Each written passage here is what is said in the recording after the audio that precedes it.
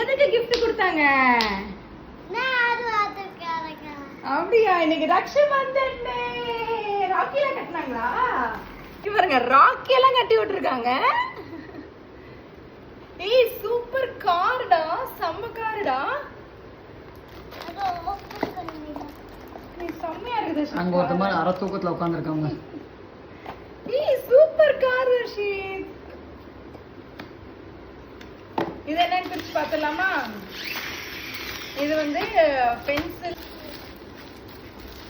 ஏய் வாவ், செம்ம கிஃப்ட் கொடுத்துருக்காங்கடா. எவ்வளவு பெரிய கிஃப்ட் கொடுத்துருக்காங்க பாரு. அவனுக்கு அங்க விளையாடுறதுதான். இங்க எடுத்து காட்டு, கார் காட்டு, இங்க காட்டு.